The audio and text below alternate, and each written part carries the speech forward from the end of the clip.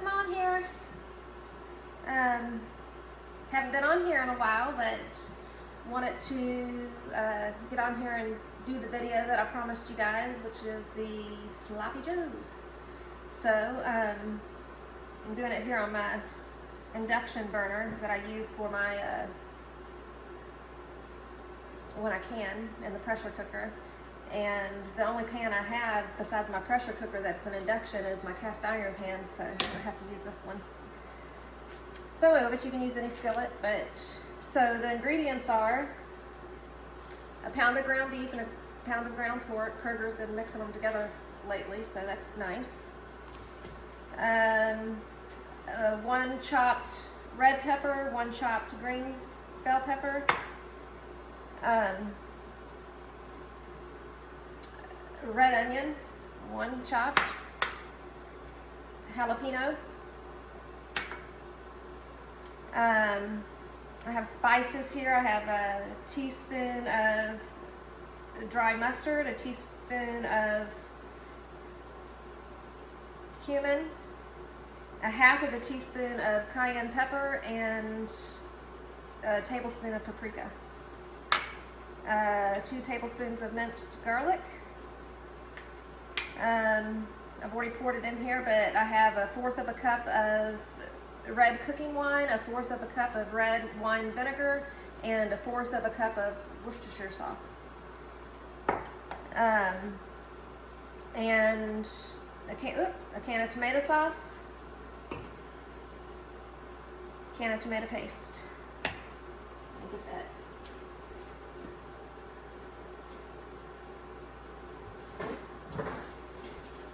Anyway, so heat up your pan. We're going to put, in my recipe, the air from the induction is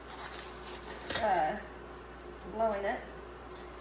So you're going to put your ground beef and ground pork into the pan.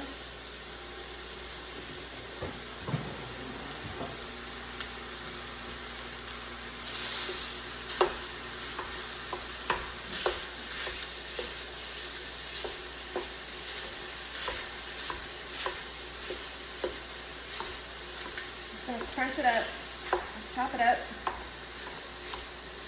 I got this little tool at Pampered Chef. It is great for doing this with meat. I've actually seen them now at Walmart and Target and stuff, so you can get it anywhere. So you're going to brown your ground beef and your ground pork.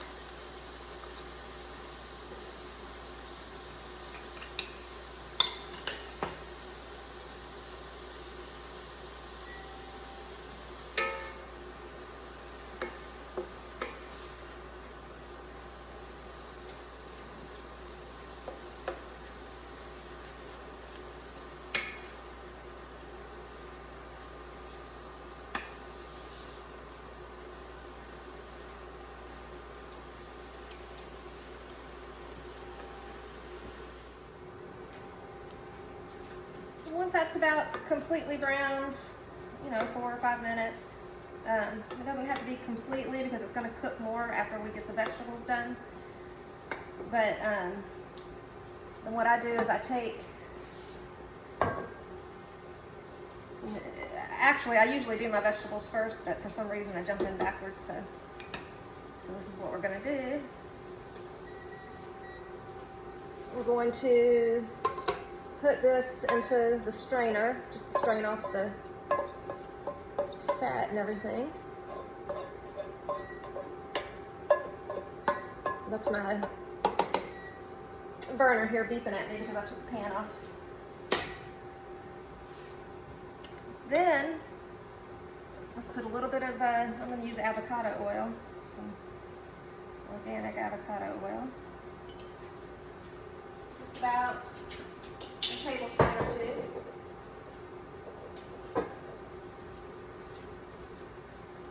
And then we're going to take our diced red bell pepper, diced green bell pepper.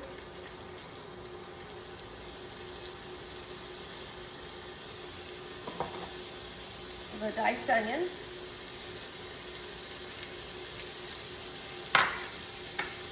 the jalapeno pepper, and that was a large one, so if you just have small, then you can use two.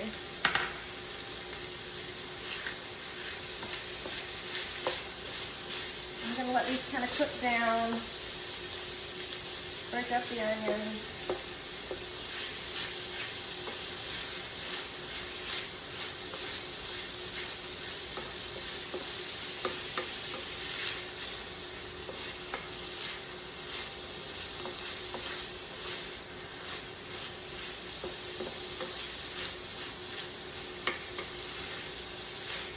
You're going to let this, cook these veggies down for about 5 minutes or so. Just let them get nice and, the onions translucent.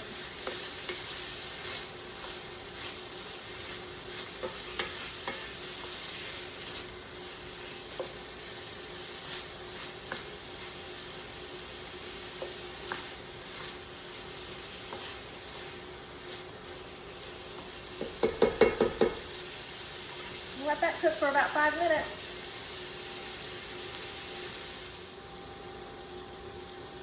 All right, now that's cooked for 5 to 6 minutes. It's time to add back in the ground pork and the ground beef. Let's do that. I had it in this strainer here, so just letting the meat strain out.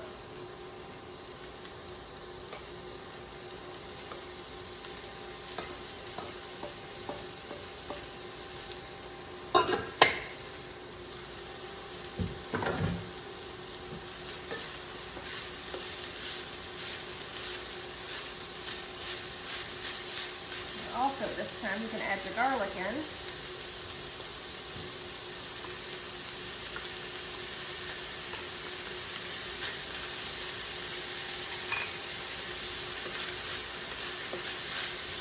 Get that all mixed in there.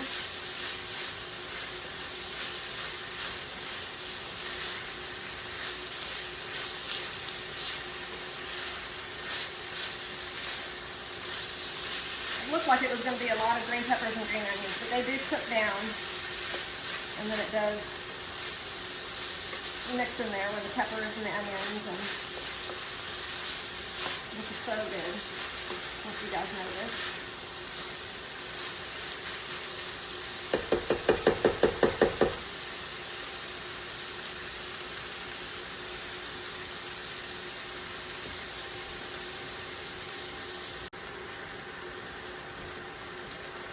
Alright, now that we have all that mixed together, and this probably is too small of a pan, but I usually make it in my big skillet.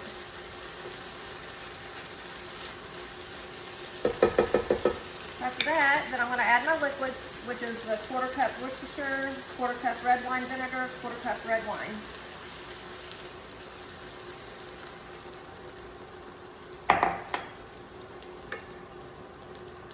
Stir around.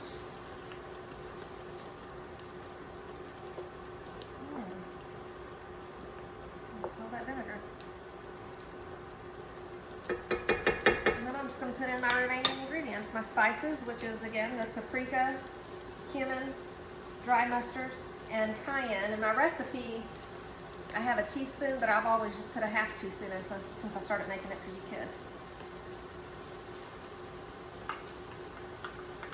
You guys never liked anything that spicy, but that gives it still a little bit, but not too much.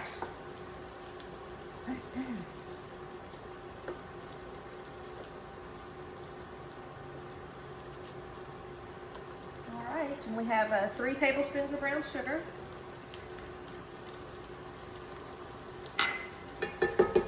And a can of tomato paste.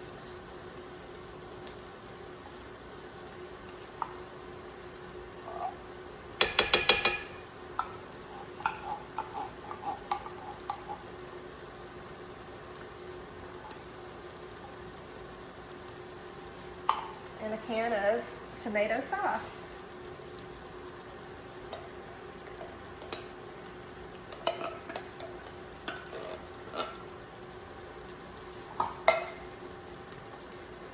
Turn this down just a little bit.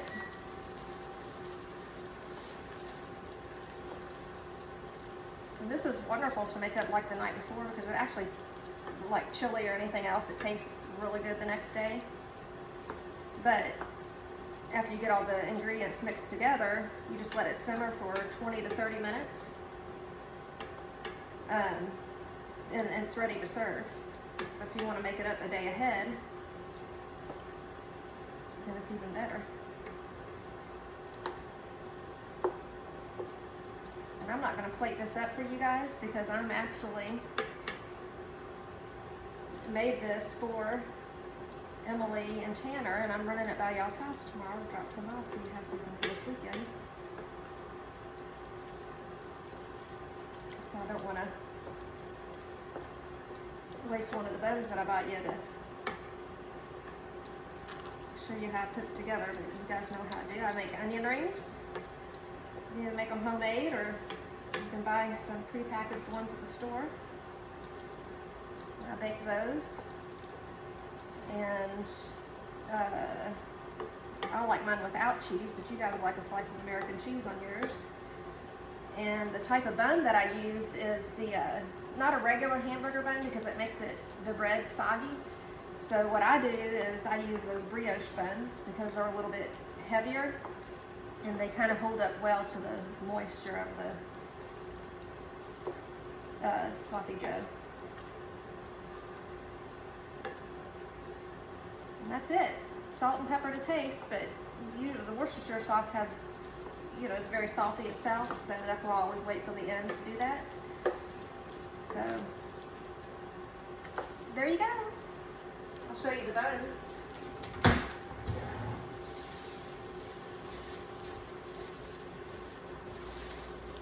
Got them at Kroger. They're crafted brioche style hamburger buns. And they just have they hold up better to sloppy joes than a regular hamburger bun that gets real soggy. So, and I toast them, or I put them on a skillet with a little bit of butter and toast it, which is my favorite way. And put the sloppy joes on, put an onion ring on, slice of cheese for those who like it, and we're good to go. That's it. Hope you guys enjoyed it.